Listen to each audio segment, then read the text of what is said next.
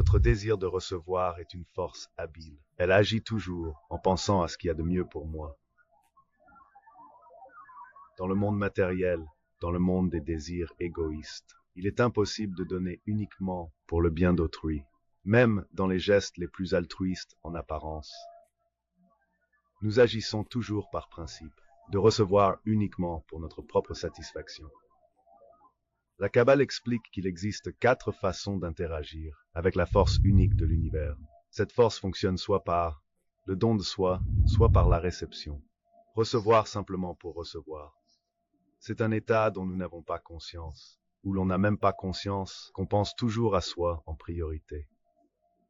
La plupart d'entre nous restent dans cet état, car tout l'univers et notre propre existence sont issus de ce désir fondamental. Rien ne survit sans la volonté de recevoir. Tout ce qui nous entoure vient uniquement de ce désir. La forme suivante, c'est donner pour recevoir. Un tout autre calcul qui consiste à chercher du plaisir en faisant semblant de donner aux autres. C'est comme ça que notre société marche, avec ses règles et ses habitudes. C'est aussi une façon de recevoir dont on n'a pas vraiment conscience, parce qu'on ne voit pas la vraie intention derrière le don. On dirait que je fais quelque chose pour les autres, mais en réalité, je ne cherche qu'à en tirer plus de satisfaction. J'attends quelque chose en retour. La célébrité, la reconnaissance, l'amour, un service futur ou la paix sociale. C'est comme ça qu'on trouve des compromis entre nous. Mais en fait, toutes mes actions ici, même quand je donne aux autres, sont motivées par le fait de recevoir, parce que ça me fait plaisir de donner. Au-dessus de notre monde matériel, il y a le monde spirituel qui nous est complètement caché. Le tout premier aperçu qu'on peut avoir de ce monde, c'est quand une restriction apparaît sur notre désir de recevoir, créé par un massage, un écran. C'est l'expression d'une intention réelle de donner. C'est le premier niveau au-dessus d'une autre. Donner simplement pour donner. Ici, l'intention est pure, même si elle reste encore fragile. L'intention de donner ne dépend d'aucun calcul de volonté de recevoir. Ici, pas envie d'en tirer avantage ou bien-être personnel, ni le souhait d'une société paisible. Juste pour me simplifier la vie, pas de recherche de reconnaissance sociale, ni de valorisation personnelle, vraiment rien pour moi.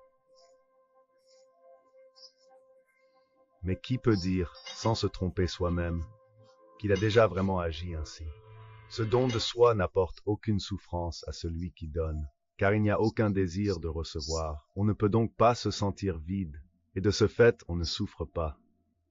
Ce niveau paraît impossible à atteindre seul, et c'est effectivement le cas. Notre nature est entièrement tournée vers la réception, et ne vise que notre propre bénéfice. On peut atteindre ce degré intérieurement, grâce à l'aide d'un niveau supérieur, qui impose cette restriction à notre désir de recevoir, en réponse à notre profond désir d'y parvenir. Enfin, le degré le plus élevé qu'on puisse atteindre, c'est recevoir pour pouvoir donner. À ce niveau spirituel, on se demande quelle quantité de plaisir recevoir, mais en pensant seulement à la joie que cela donnera au donateur du plaisir, au créateur. C'est justement l'intention à la base de la création. Recevoir tout ce que le créateur souhaite offrir, c'est-à-dire un plaisir sans fin. Le plaisir de recevoir devient encore plus intense quand on ne pense plus à soi, mais seulement à satisfaire le désir du Créateur de donner. Dans cet état éternel, les kabbalistes l'appellent le monde sans fin, Ein Sof. Tout cela semble très simple, mais en réalité, c'est pas si facile, sauf si l'on a vraiment le désir de dépasser sa propre nature. Mais avec ce désir, la quête spirituelle devient la force principale dans le cœur humain.